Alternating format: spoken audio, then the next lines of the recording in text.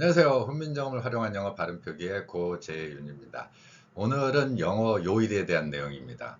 이 요일의 표현이 어떻게 해서 등장했고 어떠한 의미를 담고 있는지, 그리고 한자와 우리말에서는 어떻게 표현되고 있는지를 살펴보고자 합니다.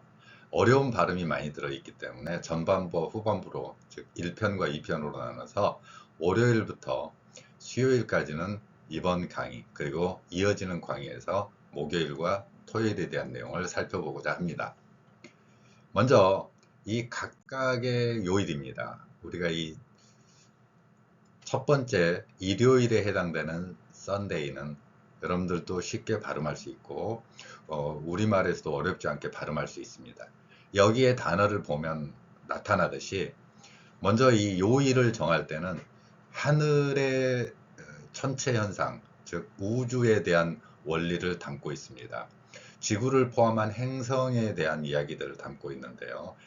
당연히 그 중심에는 태양이 있겠죠.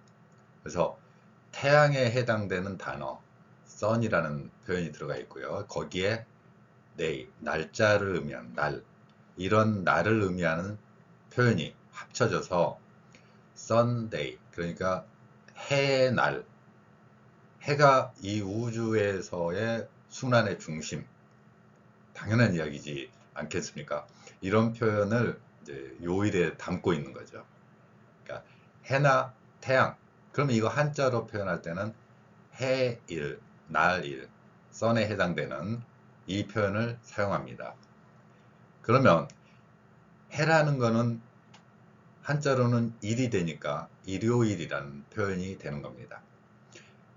이들 표현은 신화에서도 등장하는데 로마 신화에서는 솔라라고 보통 표현되지요. 그러니까 이 sun이라는 단어가 솔라, 그리고 우리말의 일요일의 일, 여기에도 연관성이 있는 것을 볼 수 있습니다. 인간들이 낮과 밤을 구별하고, 또 밤에는 우주에서 떠다니는 무수한 별들, 그 중에서 우리 지구에 영향을 끼치는 두 개의 행성을 주로 봤을 것입니다. 그래서 등장한 표현이 바로 일요일에 해당되는 썬데이가 되겠고요. 그럼 두 번째, 달에 해당되는 거. 달에 해당되는 단어가 영어에서는 moon이죠. moon에 해당되는 단어가 바로 줄어서 monday가 된 겁니다. moon에 해당되는 달은, 그러면 달의 날, 달의 날이죠. 그래서 그리스 로마 신화에서는 루나라 그래서 음력을 의미하는 루나 캘린더 같은, 그런데 그러니까 음양으로 따지면은 태양은 또 양이고, 그리고 달은 음이 되는, 음력이라는 우리말 표현에서도 등장하는 이 음은 결과적으로 달의 순환 주기를 따고 있죠. 태양의 순환 주기를 따고 있는 그런 표현도 있지만, 요일이 하필이면 일곱이냐, 여기에 대해서는 제가 블로그에서 한번 써서 표현한 적이 있는데, 왜 순환 주기상 7일이냐, 이런 내용들이 포함이 됩니다. 근데 사람들의 신체적인 조건이나 이런 게 아니라, 아마도 인간들은 이 행성 초기에 요일을 정할 때도 행성, 우주를 많이 관찰했던 걸로 볼 수 있습니다.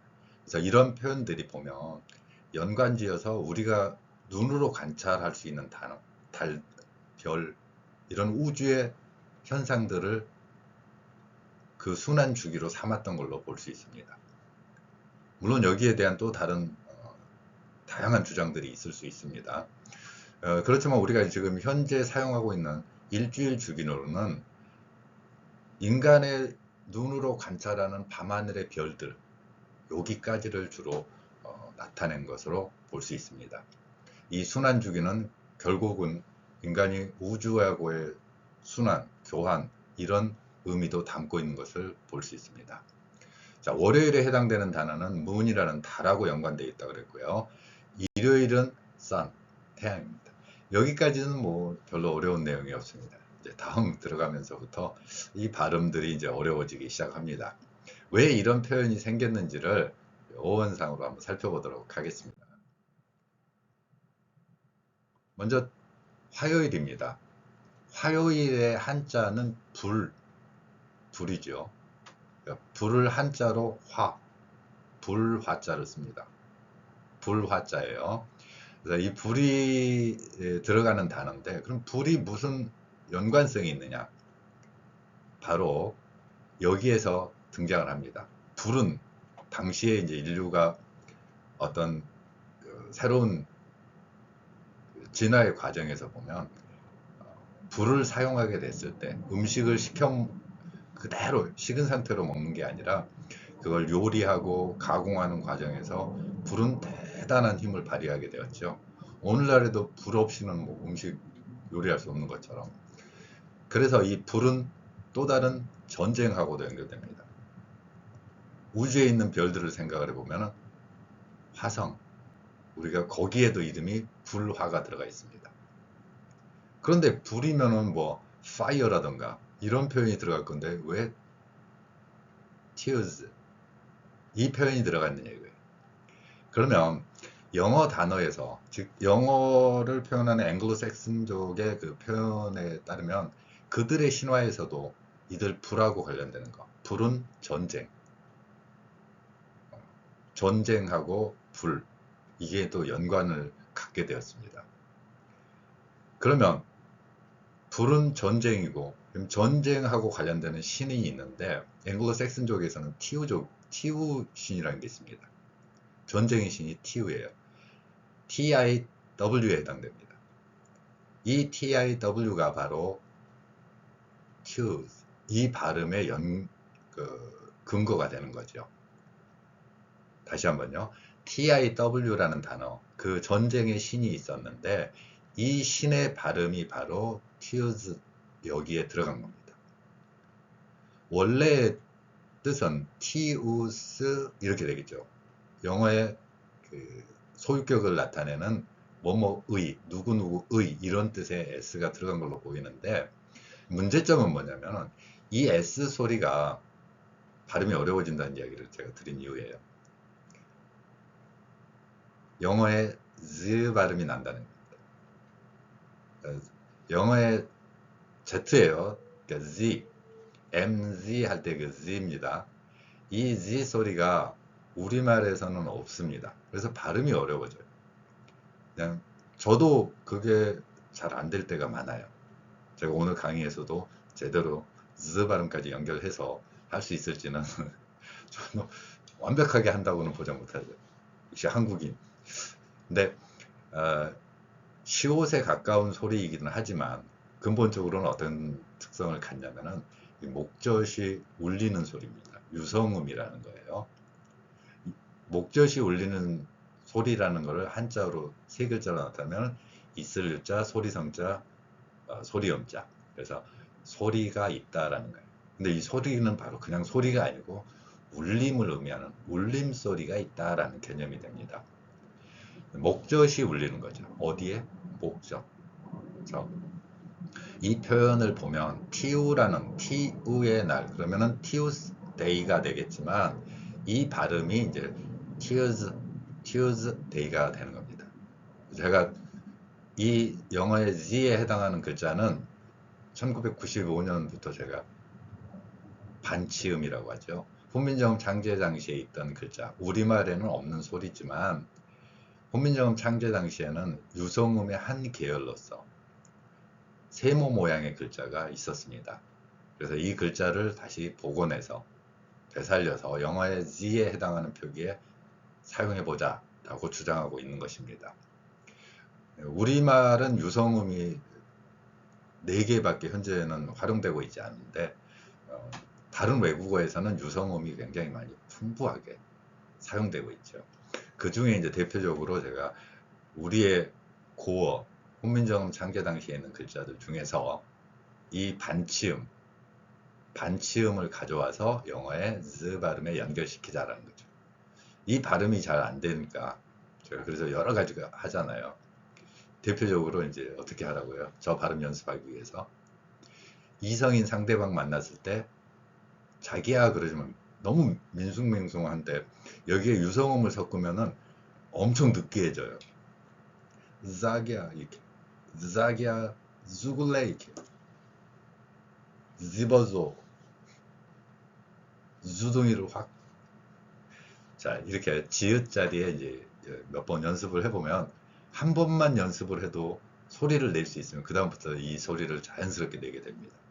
한국인의 언어 DNA는 남아있다라는 거. 저는 관찰을 하니까. 근데 못 내면은 평생 못 내낼 수도 있어요. 그래서 한번 내보면은, 아, 이 소리인가? 라고 내면은 그 소리가 맞습니다. 그래서 스도 아니고 즈도 아닌데 목젖이 울리는 즈. 자, 자기야, 이렇게. 그래서 이 소리가 이제 티우라는 전쟁의 신의 그 표현을 가져왔기 때문에 티우즈 데이라고 할 수 있겠지만 줄어서 Tuesday 이렇게 표현되고 있죠. 전쟁의 신이었던 티우였기 때문에 그 소리가 티우즈 이렇게 연결됐던 겁니다. 이게 이제 화성, 불화자하고 연결되는 거는 그리스 로마 신화에서 나온 거 아니라 앵글로 섹슨족에게도 그런 전쟁에 관련되는 신이 있었기 때문에 표현되는 겁니다. 자, 그러면 여기서 지금 나오는 z 발음을 여러분들이 이제 연습이 되셨다면은 뒤에 발음은 좀 더 어렵습니다. 우선 이제 Wednesday 이 발음에 대한 연원과 단어의 유래입니다. 수요일은 숫자를 이야기하는데 물입니다. 한자어로 물 숫자죠. 그러니까 물의 날. 그러면 우리가 이제 행성 중에서는 지금 보면 행성이 눈으로 관찰할 수 있는 것 중에서 보면 수성, 수요일에 들어가잖아요. 그 다음에 금성, 그리고 지구, 달, 화성, 목성, 토성까지. 그래서 이런 거를 요일에 담고 있습니다. 그러면 수요일의 숫자는 그 물수를 나타내지만 그리스 로마 신화에서도 당연히 관련되어 있죠. 그래서 수성을 의미하는 머큐리, 우리가 눈으로 관찰할 수 있는 중에서 가장 태양에 가깝게 되어 있는, 그래서 수성이 태양에 가장 가까운 행성이고, 그래서 이 수성에 해당되는 단어 머큐리라는 단어가 있는데 이 단어가 영어 단어로 옮겨지면서 우든이라는 단어가 된 겁니다. 우든 혹은 우덴이 바로 물의 신 혹은 폭풍의 신입니다. 홍수가 나면 정말 다 쓸어가 버리잖아요. 그래서 홍수 났을 때의 그 무서움을 담고 있는 물의 신이 있기 때문에 이런 홍수가 일어나는 거 아니냐라는 인식을 갖고 있었던 걸로 보입니다. 그래서 웨덴 혹은 우덴 이렇게 발음됐을 걸로 보이는 이 단어가 영어에서 이제 Wednesday가 된 겁니다. 그러면 이제 발음이 어렵기 때문에 받침으로 이제 z 발음이 들어간 이 경우에는 어떻게 표현할 것이냐. 저 역시도 어렵다고 말씀드렸습니다. 그래서 여기에 이제 Wednesday 요 발음입니다. 그래서 훈민정음 방법으로 그 글자 표기를 하면서 받침에 두 개의 자음을 동시에 나타내고 있습니다. 한글이 지금처럼 사용되기 전에는 받침에 다양한 글자들을 사용하기도 했습니다. 물론 훈민정음 창제 이후에 받침으로 7개만 써도 된다, 8개만 써도 된다 이렇게 했지만 세종대왕은 그런 관점으로 본 것 같지는 않습니다. 그러니까 글자 표기를 보면 알파벳 같은 경우에는 여기서도 보면 N이 여기에 있고요, Z가 여기에 있습니다. 그러면 알파벳은 왼쪽에서 오른쪽으로 쭉 음소를 하나씩 나열하는 상태로 보이고 있죠. 그런데 세종대왕은 이 우주에 대한 관념, 그리고 우주에 대한 지식, 지금 우리가 일반적인 상식으로 통하는 어떤 지식들이 조선시대나 세종대에는 일반적인 보편화된 지식이 아니었을 수 있지만 세종대왕에게 있어서 지식은 저도 세종대왕의 마음을 이해하기 위해서 그럼 세종대왕이었다면 어떤 학문을 했고 어떤 관념과 관점으로 세상을 봤을까 하는 생각을 해보면 당시에 지배적인 학문이었던 사서삼경이라든가 여기에 내용들을 세종대왕은 충분히 지식을 갖고 있었을 걸로 보입니다. 그 중에 이제 삼경 중에 하나인 역경이라고 되어 있죠. 주역에 해당됩니다. 그러면 주역이 무슨 사주팔 저 못한다고 그랬어요. 다만 이제 세종대왕을 이해하기 위해서 저한테 뭐 점도 볼 줄 아세요? 그런 사람 못 봐요. 저 얼굴에 점은 잘 봐요. 하지 마세요. 내 세종대왕이 가지고 있던 그 주역의 원리가 있을 거니까 그 내용을 살펴보면 우주와 천문에 대한 지식입니다. 당시에는 상식이었다는 거죠. 지식층이라고 부를 수 있는 사람들에게서는 너무도 당연한 지식이었는데 지금은 저한테 사주 봐주세요. 주역을 아세요. 모른다고 했잖아. 근데 막 그런 것처럼. 하지만 이제 어떤 내용인가는 이제 이해는 하고 있어야죠. 그 어떤 눈으로 세상을 봤을까? 그런 면에서 보면 세종대왕은 이 소리에서 받침에 대해서 굉장히 많이 고민을 했던 것 같습니다. 그러니까 우주에서 보면은 제가 행성을 7개를 이야기했습니다. 이게 요일에 다 들어가 있죠. 그러면 이러한 우주에 대한 시야도 세종대왕도 가지고 있었을 겁니다. 이러한 우주에 대한 시야도 그대로 글자표기에 담고 했고 그 과정에서 받침 같은 경우나 아니면 첫 글자 여기에는 자음을 2개 겹치면은 한 번의 호흡이 가능하다고 봤던 겁니다.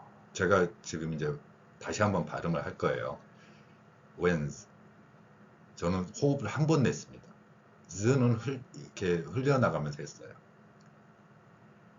이 글자 표기를 세종대왕은 담고 있었던 겁니다. 제가 만약에 왠즈 혹은 웬스라고 썼으면 이렇게 웬스 2번 소리 낼 겁니다. 호흡이 2번, 숨이 2번 나오는 거예요. 근데 제가 받침으로 표기를 하면 웬즈. 근데 이게 왜 그랬느냐? 세종대왕이 생각할 때는 이런 그 5개의 행성과 3개의 극성을 보았던 것 같습니다. 너무 철학적인데 어쨌건 그래요. 이 3개의 핵심 중심축이 있는데 그 3개의 핵심축 중에서 보면 하늘, 땅, 사람이었고 이걸 글자로 표현한다면 받침으로 연결된다. 그래서 우주에서 포괄하는 목화토금수 5개 오행이라 그러죠. 이 행은 결국은 우주에서의 별의 흐름이거든요. 이것도 요일에 그대로 다 들어가 있는 겁니다.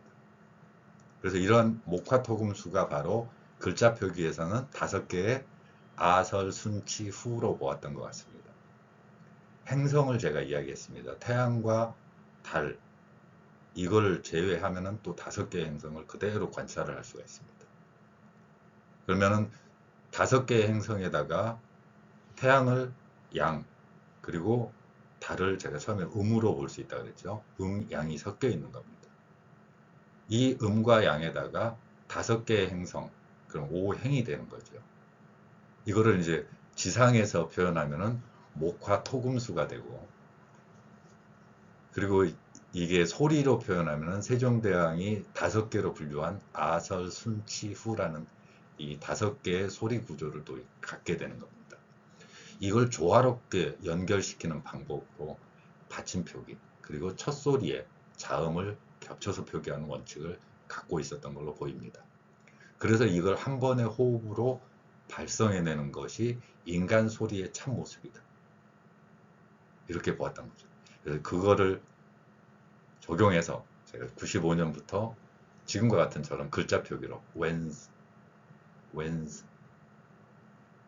이런 표기로 그래서 whence 같은 경우는 받침의 니은과 반치음 영어의 z에 해당하는 발음을 같이 넣어서 한 번에 표기를 해놨고 제가 이제 실제로 애들이나 뭐 제자들한테 가르쳐서 저 글자 표기를 해보면 그대로 읽습니다.